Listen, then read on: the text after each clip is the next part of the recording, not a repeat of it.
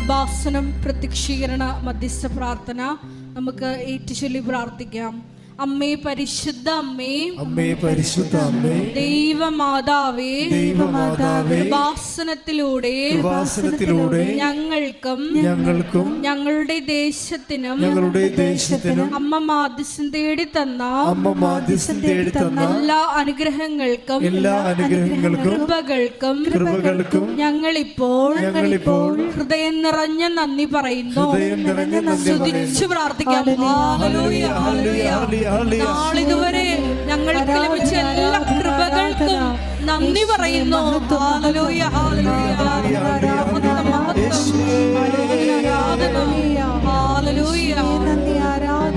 Hallelujah, ഹല്ലേലൂയ, hallelujah,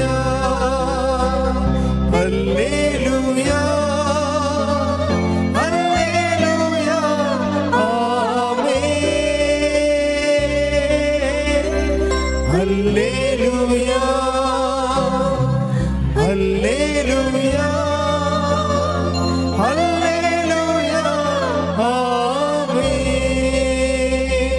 പരിശുദ്ധ പരമ ദിവ്യ കാരുണ്യത്തിന് എന്നേരവും ആരാധനയും സ്തുതിയും പുകഴ്ചയും ഉണ്ടായിരിക്കട്ടെ. പരിശുദ്ധ പരമ ദിവ്യ കാരുണ്യത്തിന് എന്നേരവും ആരാധനയും സ്തുതിയും പുകഴ്ചയും ഉണ്ടായിരിക്കട്ടെ. പരിശുദ്ധ പരമ ദിവ്യ കാരുണ്യത്തിന് എന്നേരവും ആരാധനയും സ്തുതിയും പുകഴ്ചയും ഉണ്ടായിരിക്കട്ടെ. അമ്മേ പരിശുദ്ധ അമ്മേ, അമ്മേ പരിശുദ്ധ അമ്മേ, ദൈവമാതാവേ, ദൈവമാതാവേ, 2004 ഡിസംബർ 7-ാം തീയതി 2004 ഡിസംബർ 7-ാം തീയതി ഉച്ചകഴിഞ്ഞ് 2:30 2:30 കൃപാസനത്തിൽ സംഭവിച്ച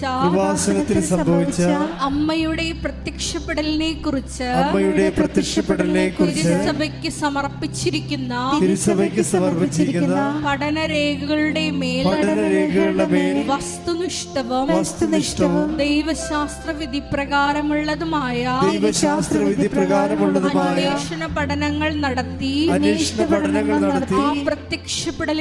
ആ പ്രത്യക്ഷപ്പെടലിലൂടെ പ്രകടമായ ദൈവമാതാവിന്റെ പ്രത്യേക കരുതലും സംരക്ഷണവും വെളിപ്പെടുത്തുന്ന പീഡിതരുടെ ആശ്വാസവും പ്രവാചകന്മാരുടെ രാജ്ഞിയും വാഗ്ദാനത്തിന്റെ പേടകവും പ്രപഞ്ചപ്രകൃതിയുടെ മാതാവുമായ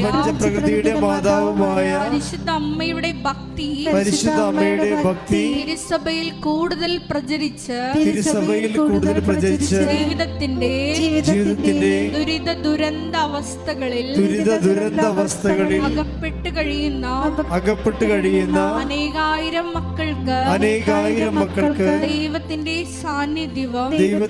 സാന്നിധ്യവും സന്ധിപ്പും കൂടുതൽ അനുഭവിക്കുക വഴി ആത്മീയ വിശുദ്ധിയും ദൈവശക്തിയും കൈവരിക്കുവാൻ ഞങ്ങളുടെ കുടുംബങ്ങളെ ഇടയാക്കണമേ.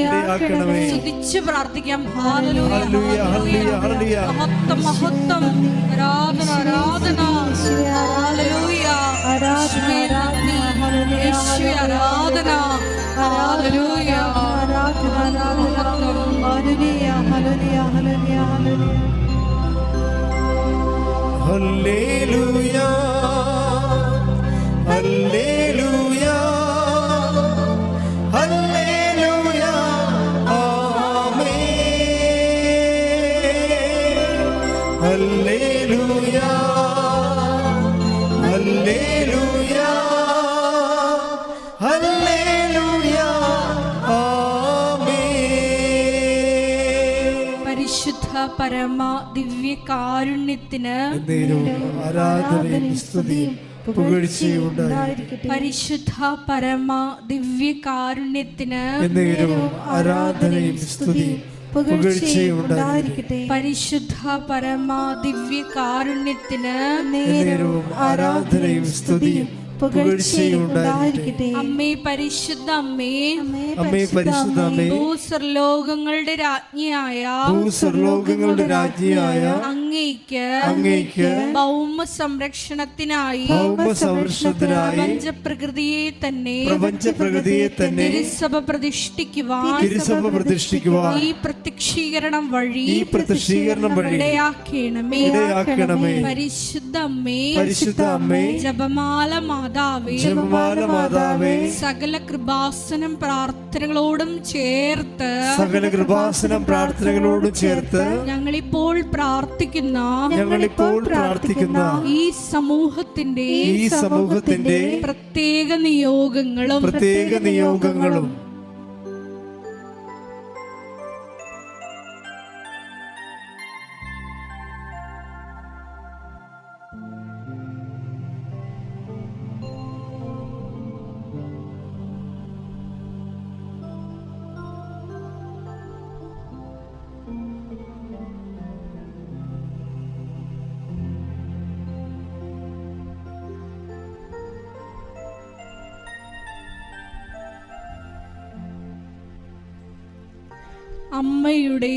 അമ്മയുടെ പ്രത്യക്ഷീകരണത്തിന്റെ ഈ അനുഗ്രഹവേളയിൽ ഞങ്ങൾക്ക് സാധിച്ചു തരുവാൻ കനിയണമേ.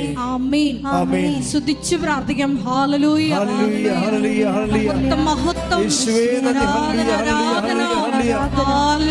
ഹല്ലേലൂയ. യേശുവേ നന്ദി, യേശുവേ ആരാധന. ഹല്ലേലൂയ, യേശുവേ ടെലിവിഷനിലൂടെയും ഷാലോൺ ടെലിവിഷനിലൂടെയും ധ്യാനത്തിൽ പങ്കെടുത്ത് പ്രാർത്ഥിക്കുന്ന എല്ലാ മക്കളെയും താരയിൽ സമർപ്പിച്ച് പ്രാർത്ഥിക്കുന്നു. അമ്മയുടെ പ്രത്യക്ഷീകരണത്തിന്റെ സാക്ഷികളായി എല്ലാവരെയും ഉയർത്തണമേ എന്ന് പ്രാർത്ഥിക്കുന്നു. പരിശുദ്ധ പരമദിവ്യകാരുണ്യത്തിന് എന്നേരവും ആരാധനയും സ്തുതിയും പുകഴ്ചയും ഉണ്ടായിരിക്കട്ടെ. പരിശുദ്ധ പരമദിവ്യകാരുണ്യത്തിന് എന്നേരവും ആരാധനയും സ്തുതിയും പുകഴ്ചയും ഉണ്ടായിരിക്കട്ടെ. പരിശുദ്ധ പരമദിവ്യകാരുണ്യത്തിന് എന്നേരവും ആരാധനയും സ്തുതിയും പുകഴ്ചയും ഉണ്ടായിരിക്കട്ടെ. സ്തുതികളുടെ ഹല്ലേലൂയ, ഹല്ലേലൂയ, ഹല്ലേലൂയ, ഹല്ലേലൂയ. യേശുവേ നന്ദി. ഹല്ലേലൂയ, ഹല്ലേലൂയ. ധ്യാനം നയിക്കുന്ന ബഹുമാനപ്പെട്ട വിപിയോസവച്ചനെ ഞങ്ങൾ പ്രത്യേകമായിട്ട് സമർപ്പിച്ച് പ്രാർത്ഥിക്കുന്നു. ഞങ്ങൾക്ക് ആവശ്യമായിട്ടുള്ള വചനങ്ങള് അച്ഛനോട് പ്രദാനം ചെയ്യണമേ എന്ന് പ്രാർത്ഥിക്കുന്നു. ഞങ്ങളെ ഓരോരുത്തരെയും ശക്തിപ്പെടുത്തണമേ എന്ന് പ്രാർത്ഥിക്കുന്നു. Hallelujah, hallelujah. മഹത്വം, ആരാധന. ഹല്ലേലൂയ.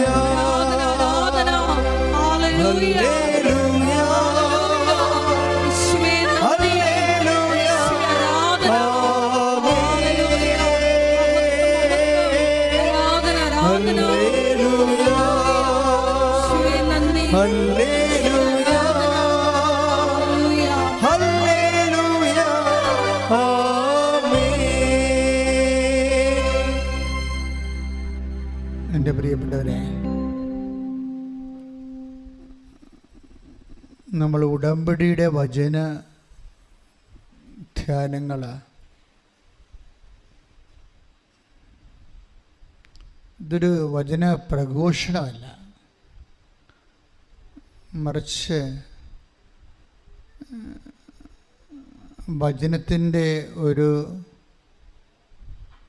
നമ്മളുടെ ജീവിത അനുഭവങ്ങളുടെ വചന പരിസരങ്ങളെ കണ്ടെത്തിക്കൊണ്ട് ദൈവത്തിൻ്റെ പരിപാലന വിവേചിക്കുന്ന ഒരു ദൈവശുശ്രൂഷയാണിത്. അല്ലാതെ നമ്മൾ കൺവെൻഷനിൽ കാണുന്ന തരത്തിലുള്ള വലിയ ഒറേഷൻസും അതുതന്നെ പ്രൊക്ലമേഷൻസ് ഒന്നുമില്ല. ഇത് നമ്മൾ കൃപാസനത്തിൽ നിങ്ങൾക്കറിയാമല്ലോ, ഇവിടെ വരുന്നവർ വചനപ്രഘോഷണത്തിന് വേണ്ടി വരണവരല്ല, ഇനി ധ്യാനിച്ച് നന്നാകാൻ വരണവരുമല്ല. കൃപാസനത്തിൽ കിട്ടിയിരിക്കുന്ന കർത്താവ് തന്ന കാരിസ്തം എന്ന് പറയുന്നത് ഒരു മനുഷ്യൻ്റെ ജീവിതം ഒരു കാഷ്വാലിറ്റിയെ അഭിമുഖീകരിക്കുമ്പോൾ, അത് കടമാകാം, രോഗമാകാം, ചിലപ്പോൾ ആശുപത്രിയിൽ വൈദ്യശാസ്ത്രം കൈയൊഴിഞ്ഞ അവസ്ഥയാകാം. അപ്പോൾ അതൊക്കെ മനുഷ്യനെ ഉണ്ടാക്കുന്ന പൊള്ളലും വേഗലുമൊക്കെ പറയാൻ പറ്റത്തില്ല. ഇങ്ങനെ ഒരു സാഹചര്യത്തിലൂടെ ചിലപ്പോൾ സാമ്പത്തിക തകർച്ചയാകാം, ജോലി ഇല്ലാതെ വരുന്ന അവസ്ഥയാകാം, അല്ലെങ്കിൽ നമ്മൾ എത്ര പരിശ്രമിച്ചിട്ടും വീണ്ടും വീണ്ടും പരാജയപ്പെട്ടിട്ട് നമ്മുടെ ഒരു ആത്മവിശ്വാസം തന്നെ നഷ്ടപ്പെടുന്ന അവസ്ഥയാണ്.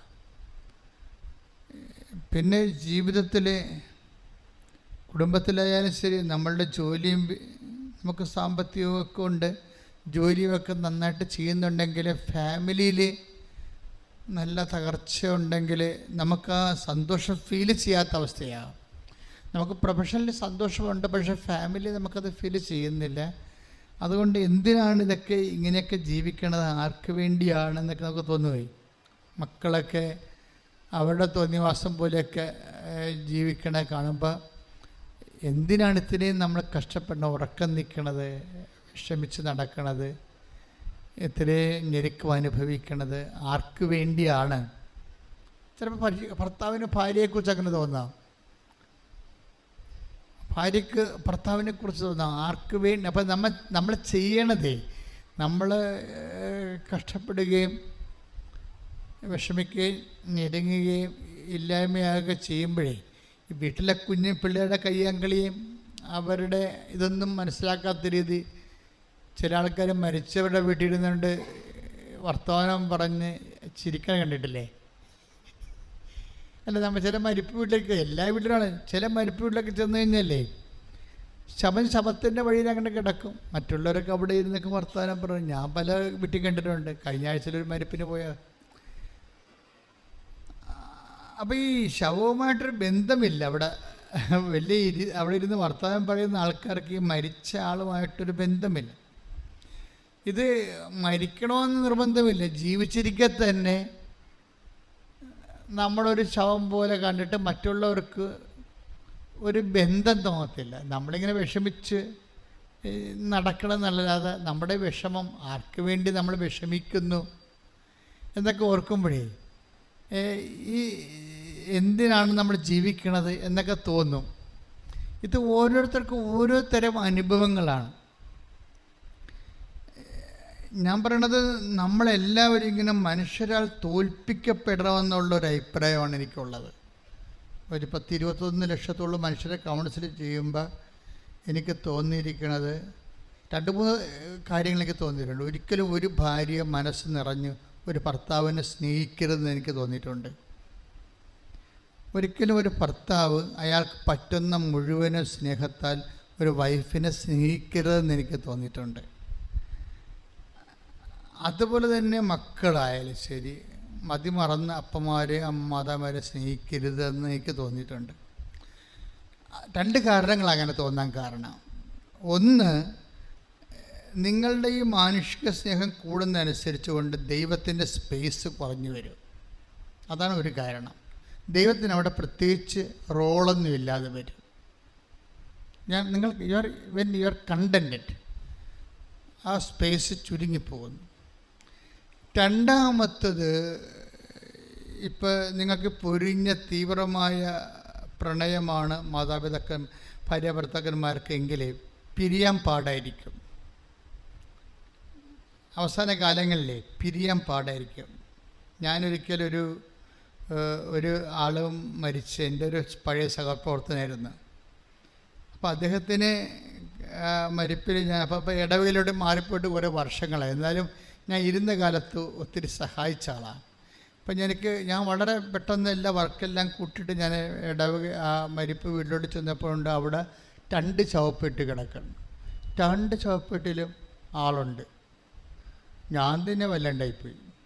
നോക്കിയപ്പോൾ എന്താ, ഭർത്താവാണ് ആദ്യം മരിച്ചത്. 1 മണിക്കൂർ കഴിഞ്ഞപ്പോൾ ഭാര്യ മരിച്ച്. അവർക്കത് താങ്ങാൻ പറ്റിയില്ല. ഭർത്താവ് മരിച്ചത് ഇനിയിപ്പോൾ ആർക്ക് വേണ്ടി ജീവിച്ചിരിക്കണം എന്നുള്ള ഒരു പ്രോബ്ലം വന്നു.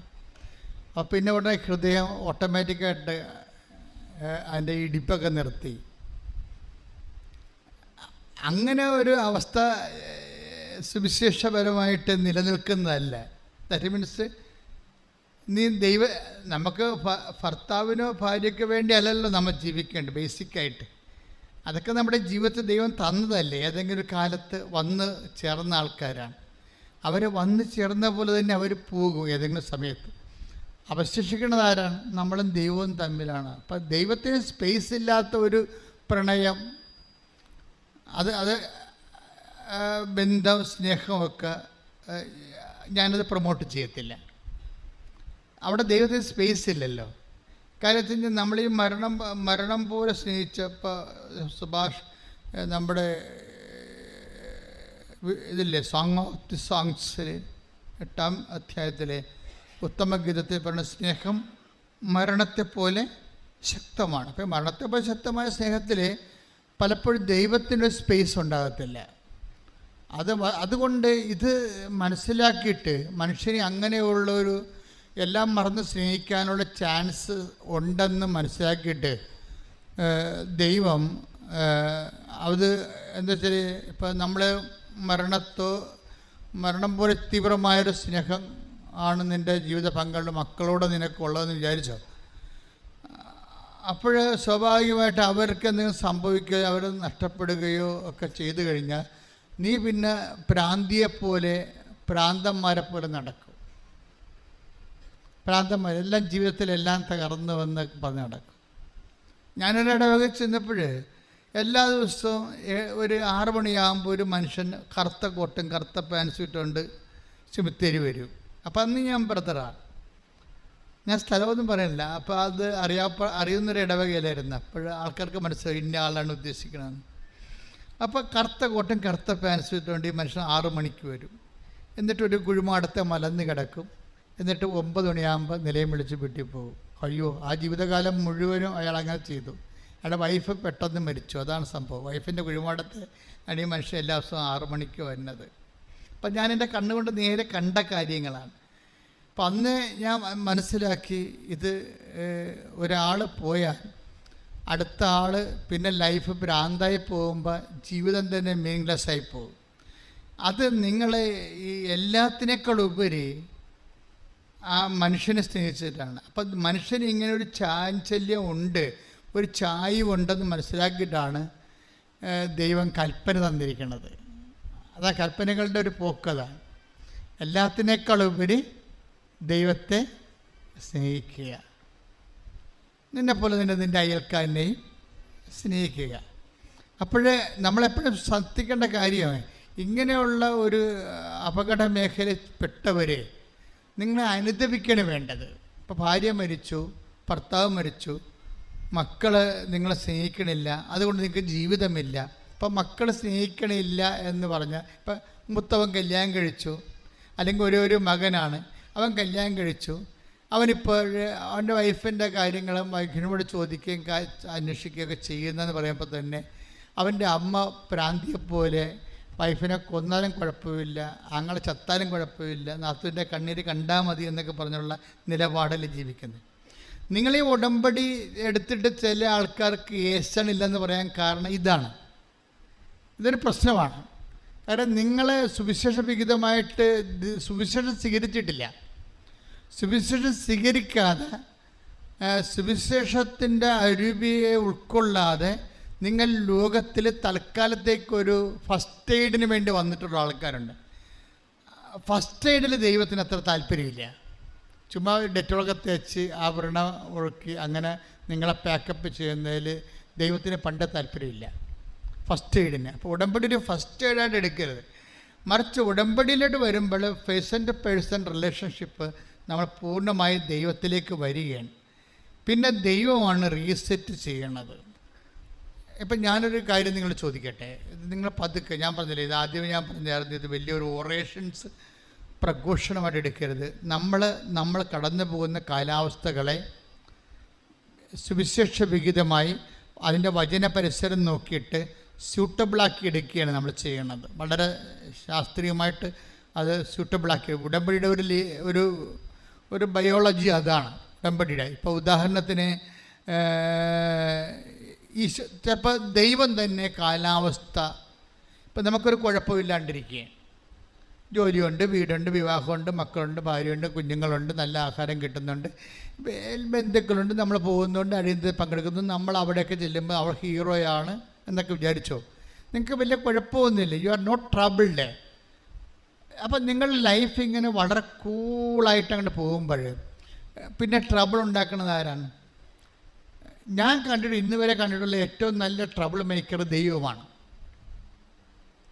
നിങ്ങളൊരു അപകട മേഖലയിൽ പോകുന്നത്, അത് എല്ലാം ഓക്കെ ആണെന്ന് വിചാരിച്ചോ? ബന്ധുക്കളുണ്ട്, സ്വന്തമുണ്ട്, ഭാര്യയാണ്, അതുപോലെ തന്നെ ജോലിയുണ്ട്, കുഞ്ഞുങ്ങളൊക്കെ സ്നേഹമുണ്ട്, അവർ നമ്മളെ പറഞ്ഞ് കേൾക്കുന്നുണ്ട്, അവർ പ്രാർത്ഥിക്കുന്നുണ്ട്, നിങ്ങൾക്ക് വരുമാനമുണ്ട്, എല്ലാം ഓക്കെ കൂളായിട്ട് പോവുകയാണ്.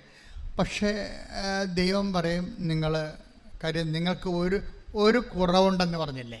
അപ്പം ദൈവം എപ്പോഴും ഉള്ള ഒരു കണ്ണുണ്ട് ദൈവത്തിന്. കുറവിലേ ദൈവം കണ്ണ് വെക്കത്തുള്ളൂ. ആ take the bed of God ഒരു കുറവുണ്ട്. ശ്രുതിക്കട്ടെ ഹല്ലേലൂയ. ഹല്ലേലൂയ, ഹല്ലേലൂയ, ഹല്ലേലൂയ. യേശുവേ നന്ദി, ഹല്ലേലൂയ, ഹല്ലേലൂയ, ഹല്ലേലൂയ, ഹല്ലേലൂയ. യേശുവേ ആരാധന, ആരാധന, ആരാധന, ആരാധന. ഹല്ലേലൂയ, ഹല്ലേലൂയ, ഹല്ലേലൂയ, ഹല്ലേലൂയ. മർക്കോസ് 10:21. മർക്കോസ് 10:21. യേശു സ്നേഹപൂർവം അവനെ കടാക്ഷിച്ചുകൊണ്ട് ഒരു പറഞ്ഞു. യുവാവ് വന്ന് ചോദിച്ചതാണല്ലേ? അത് മൊത്തം എടുത്തേ, 10:20 എടുത്തേ. 10:20. അവൻ പറഞ്ഞു, ഗുരു, ചെറുപ്പം മുതൽ ഞാൻ ഇവയെല്ലാം പാലിക്കുന്നുണ്ട്. അവൻ്റെ പ്രശ്നം എന്താ? ഒരു യുവാവ് വന്ന് യേശുവിനോട് ചോദിക്കുകയാണ്, നിത്യജീവൻ പ്രാപിക്കാൻ ഞാൻ എന്ത് ചെയ്യണം? അപ്പോൾ അവൻ പറഞ്ഞു, ഞാൻ ഉടമ്പടി. അപ്പോൾ ഈശോ പറഞ്ഞു, നിയമത്തിൽ എന്ത് എഴുതിയിരിക്കുന്നു? അപ്പോൾ അവൻ പറഞ്ഞു, നിന്റെ take the bed of God. ചെറുപ്പം മുതലേ യേശു വഴിയിലേക്ക് ഇറങ്ങിയപ്പോൾ ഒരുവൻ ഓടി വന്ന് അവന്റെ മുമ്പിൽ മുട്ടുകുത്തി ചോദിച്ചു. മക്കളെ ഇത് പറഞ്ഞ്, യേശു വഴിയിലേക്ക് ഇറങ്ങിയപ്പോൾ ഒരുവൻ ഓടി വന്ന് മുട്ടുകുത്തി അവനോട് ചോദിച്ചു, നല്ലവനായ ഗുരു, നിത്യജീവൻ അവകാശമാക്കാൻ ഞാൻ എന്ത് ചെയ്യണം? യേശു അവനോട് ചോദിച്ചു, എന്തുകൊണ്ടാണ് നീ എന്നെ നല്ലവൻ എന്ന് വിളിക്കുന്നത്? ദൈവം ഒരുവനല്ലാതെ നല്ലവനായി ആരുമില്ല. പ്രമാണങ്ങൾ നിനക്കറിയാമല്ലോ. പതുക്കെ ഉടമ്പടിയിലോട്ട് വരിക. കണ്ട, പ്രമാണത്തെട്ട് തൊട്ട് കണ്ട, നിത്യജീവൻ പ്രാപിക്കാൻ ഞാൻ എന്ത് ചെയ്യണമെന്ന് പറയുമ്പോഴേ അതിനെ കവനന്റുമായിട്ട് കണക്ട് ചെയ്യണം. കണ്ടില്ലേ? പ്രമാണങ്ങൾ നിനക്കറിയാമല്ലോ. എന്തൊക്കെയാണത്? കൊല്ലരുത്, വ്യഭിചാരം ചെയ്യരുത്, മോഷ്ടിക്കരുത്, കള്ളസാക്ഷ്യം നൽകരുത്, വഞ്ചിക്കരുത്, പിതാവിനെയും മാതാവിനെയും ബഹുമാനിക്കുക.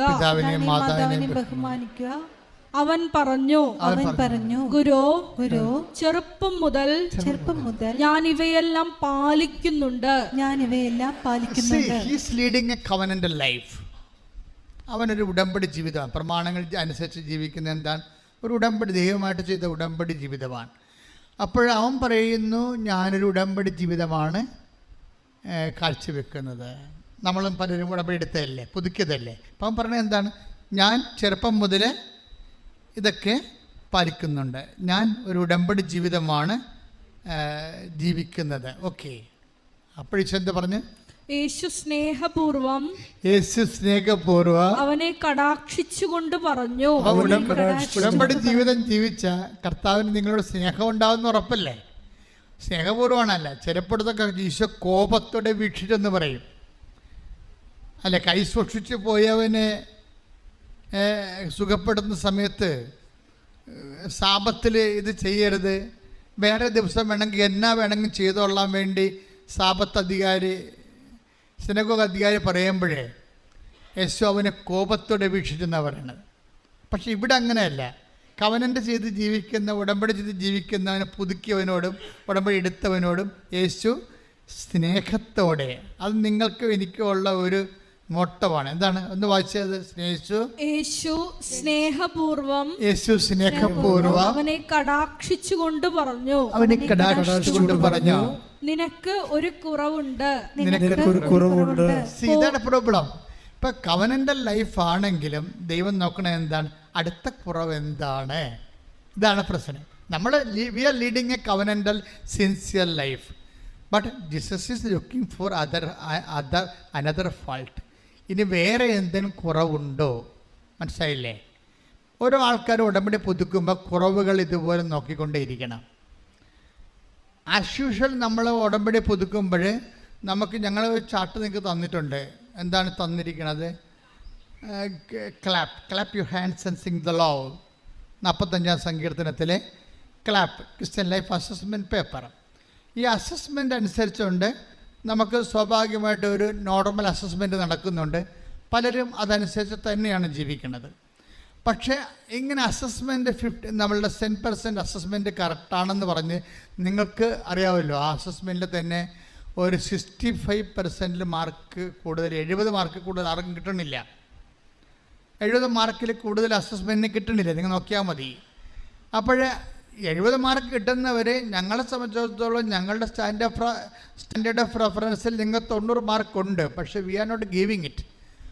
നിങ്ങളങ്ങനെ പെട്ടെന്ന് കയറി നിങ്ങൾക്കുറിച്ച് ആവശ്യമില്ലാത്ത കോൺഫിഡൻസ് ഉണ്ടാകാതിരിക്കാൻ വേണ്ടി മാർക്ക് പിടിച്ചാണ് ഇടണത്. പക്ഷേ അങ്ങനെ നിങ്ങൾക്ക് 90 മാർക്ക് തന്നെന്ന് വിചാരിച്ചോ, നിങ്ങളുടെ ക്രിസ്ത്യൻ അസസ്മെൻ്റൽ ജീവിതത്തിൽ വി ആർ സോ സാറ്റിസ്ഫൈഡ് എന്നും പറഞ്ഞുകൊണ്ട് നിങ്ങൾക്ക് 90 മാർക്ക് തന്നെന്ന് വിചാരിച്ചോ. പക്ഷേ അപ്പോഴും ജീസസിൻ്റെ മൈൻഡ് സെറ്റ് അങ്ങനെയല്ല. അടുത്ത കുറവ് എന്താണെന്ന് നോക്കൂ. നിനക്ക് ഒരു കുറവുണ്ട്. ഈശോ പറഞ്ഞു കേട്ടില്ല, നിനക്കൊരു കുറവുണ്ട്. പോയി എന്ന് പറഞ്ഞു, നിനക്കൊരു കുറവുണ്ട്. പോയി നിനക്കുള്ളതെല്ലാം വിറ്റ് ദരിദ്രർക്ക് കൊടുക്കുക.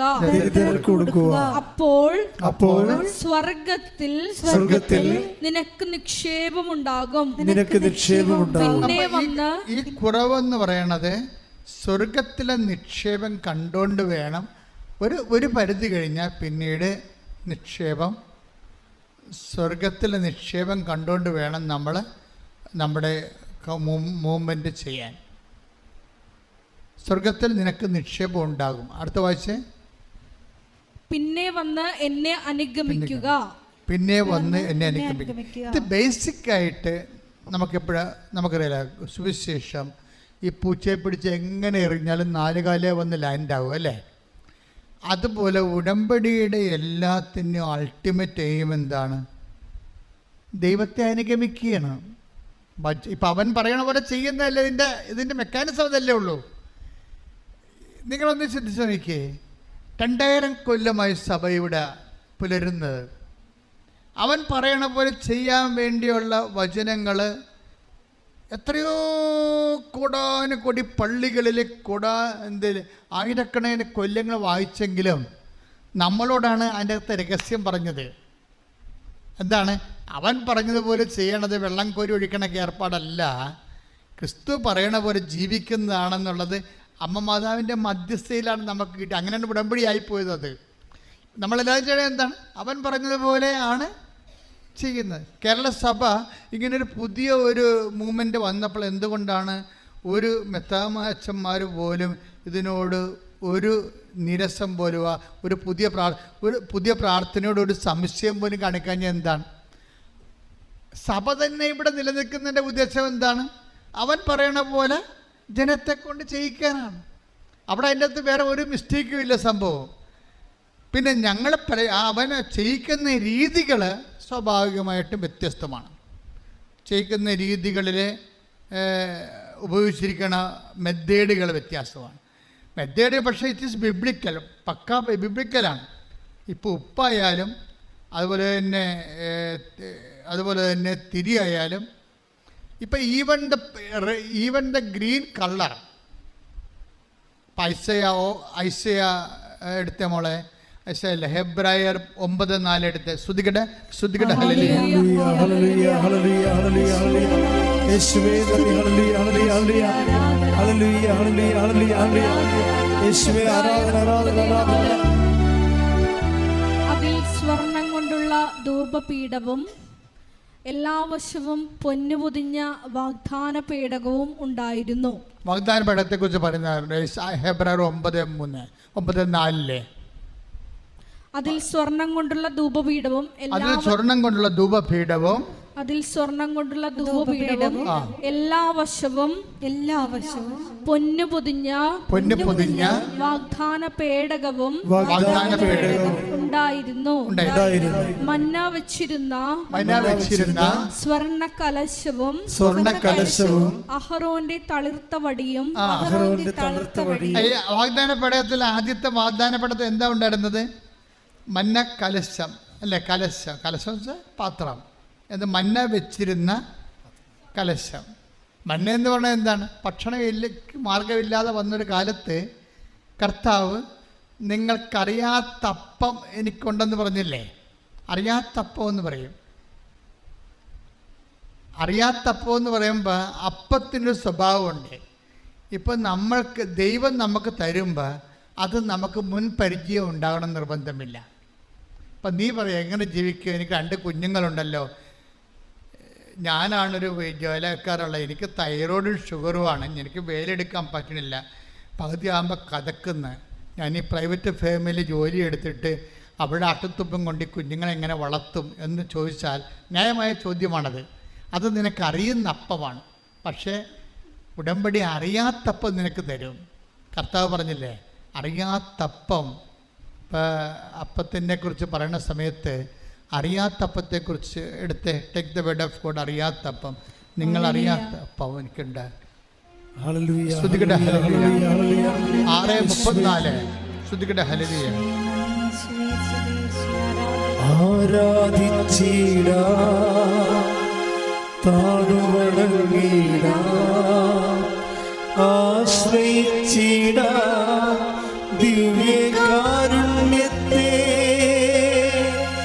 ആരാധിച്ചിടാ താഴുവണങ്ങിടാ ആശ്രയിച്ചിടാ ദിവ്യകാരുണ്യത്തെ. യോഹന്നാൻ 4:32. യോഹന്നാൻ 4:32. അവൻ പറഞ്ഞു നിങ്ങൾ അറിയാത്ത ഭക്ഷണം എനിക്കുണ്ട്. സി, എപ്പോഴും എൻ്റെ മക്കൾ മനസ്സിലാക്കണം. ഇപ്പം നിങ്ങളുടെ വേല മുട്ടുകയാണ്, ജോലി മുട്ടുകയാണെന്ന് വിചാരിച്ചോ? അപ്പോൾ അല്ലെങ്കിൽ നമ്മൾ നിങ്ങൾ ജോലി എടുക്കുന്ന സ്ഥലത്ത് നിന്ന് പറയുകയാണ് ഈ മാസം കൂടിയേ ഈ ജോലിയുള്ളൂ കേട്ടോ, നമുക്ക് ഓർഡറില്ലേ. ഇപ്പോൾ കൈറ്റ് ഓഫീസിൽ നിന്നൊക്കെ ആൾക്കാരെ പറഞ്ഞു വിടരുത്, ഓർഡർ ഇല്ലെന്നും പറഞ്ഞു വിടണത്. അടുത്ത മാസം നമുക്ക് ഓർഡർ ഇല്ലെന്ന് പറയും. അപ്പോൾ നിങ്ങൾ വിചാരിക്കും നിങ്ങൾ അപ്പം തന്നെ ഡൗണായി പോകും. അടുത്ത മാസം എങ്ങനെ പീഡിയ കച്ചവടം പറ്റുകടയിൽ എങ്ങനെ പൈസ കൊടുക്കണമെന്ന് പറയും. എങ്ങനെ പറ്റുകടയിൽ പൈസ കൊടുക്കണമെന്ന് പറഞ്ഞത് നിങ്ങൾ വിഷമിച്ചിട്ട് വന്ന് രാത്രി വൈകുന്നേരം വന്ന് വൈഫിന് വഴി അടുത്ത മാസം മുതൽ അങ്ങോട്ട് ചെല്ലേണ്ടെന്നാണ് പറഞ്ഞിരിക്കണമെന്ന് പറയാം. അപ്പോൾ അവരും വിഷമിക്കും. നിങ്ങൾ വിശ്വാസികളാണെങ്കിൽ വിഷമിക്കേണ്ട കാര്യമില്ല. കാര്യം നമ്മൾ വാഗ്ദാനങ്ങൾ ജീവിക്കുന്നവരാണ്. ഗുരു ഭക്ഷണം കഴിച്ചാലും എന്ന് പറയുമ്പോൾ ഈശോ എന്താ പറഞ്ഞത്? നിങ്ങളറിയാത്തപ്പം എനിക്കുണ്ട്. അപ്പം ദൈവത്തിൻ്റെ കയ്യിലുള്ള അപ്പമാണ് അറിയാത്തപ്പം. അതായത് ദൈവത്തിൻ്റെ കയ്യിൽ നിങ്ങളെക്കുറിച്ചുള്ള പദ്ധതിയില്ലേ? എനിക്ക് നിങ്ങളെക്കുറിച്ചൊരു പദ്ധതി ഉണ്ടെന്ന് പറഞ്ഞില്ല, അതാണ് ഈ അറിയാത്തപ്പം. Take the word of God. എനിക്ക് നിങ്ങളെക്കുറിച്ച് പദ്ധതിയുണ്ട്.